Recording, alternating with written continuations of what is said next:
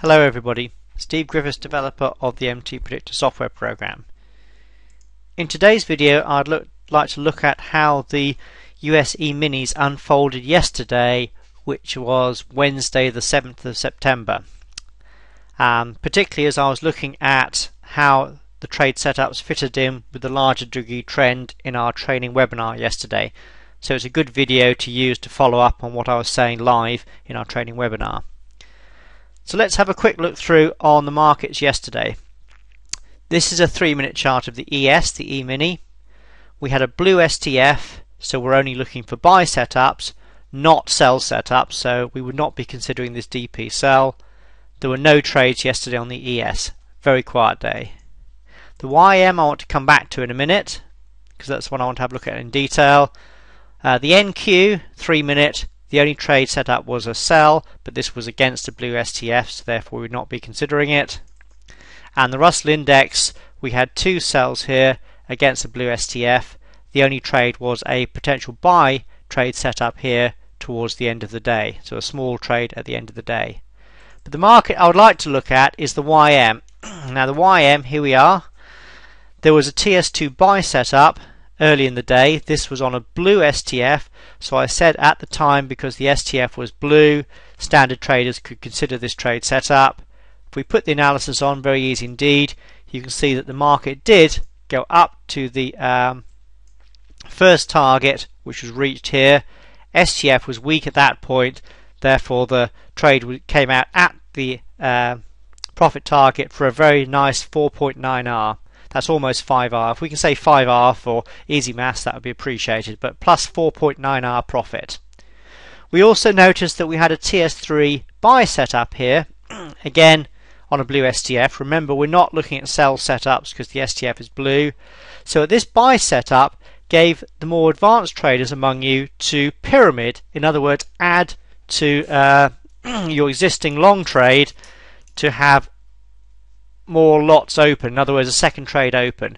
So you'd have been long 4 lots, which is our position sizing here, off this trade setup. You'd have moved your stop to break even on this trade setup. You'd have then bought an additional 8 contracts here for a new trade setup off this level, and then come out at the same original level, which is up here. So actually, rather than coming out with a 3.3R profit, you'd have come out our first target, which was around here, for an additional 5.4, or round about there. So can you see by how having the pyramiding here, by adding an additional trade setup that's in your direction, you added an additional 5R profit to your original trade that we had off here, which was 4.9. So as you can see, advanced traders doubled up there and came out with a plus 10R day. Now remember that one risk unit is 2%. We normally suggest trading 2% or 1% of your trading account. So 10R times by 2% per R is actually a 20% return on that one day yesterday. So it was a very, very good day indeed. But I also want to look at the larger degree trend, because this is what I was looking at yesterday in yesterday's training webinar, is that we use the STF color for newer traders, but we all know that indicators are lagging. That's just by definition, by the way they're calculated. So we use our WPTs and DPs because they're leading indicators to get the indication of our larger degree trend. So what I'd like to look at is how these buy setups here unfolded in context of the larger degree trend, and this is what I mentioned yesterday. So if I go to the YM on the 15-minute chart, I was talking about yesterday that we had the low, just take that WPT off, the low a couple of days ago right at the typical wave C WPT, so we managed to get a trade off the very low of the day before, but that's the topic of another conversation. But the point being is that I said that you go back to the prior swing, we had our DP off this swing here, and I was saying when the TS2 buy setup unfolded, which was about here, can you see this is where my cursor is? So I said at the time when this TS2 buy setup unfolded, I said on the 15-minute YM chart, again that's the 15-minute YM chart that we're looking at here, we had some further rally to go, or some further upside potential to reach our decision point target. So that's what the chart looked like when the TS2 buy setup came in.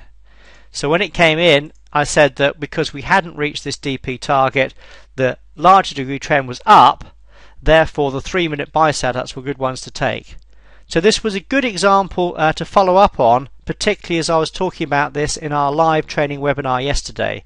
So again, can you all see how we put the larger degree trend or the larger degree support and resistance zones on our chart in advance? This was on the chart literally right back here before the day even started. So in advance, you knew when you had a 3-minute buy setup here, that you knew that you had some further upside to go before you reached this target. Therefore, when we come back to the 3-minute charts, you could have taken this trade, and again, then more importantly for the advanced traders among you, pyramided on this position here, because you had confidence that not only the SCF was blue, but you also had confidence that the 15-minute direction was up. Therefore, taking these buy setups in the direction of the 15-minute chart was good trades to take. So great example of not only some standard trade management guidelines and a standard trade setup in MTPredictor, but also having the ability to pyramid and adding positions as an advanced trader, and also having the confidence that these buy setups were in the direction of the larger degree 15-minute chart. So a great training example from yesterday, particularly as I was talking about that live in our trading webinar at the time.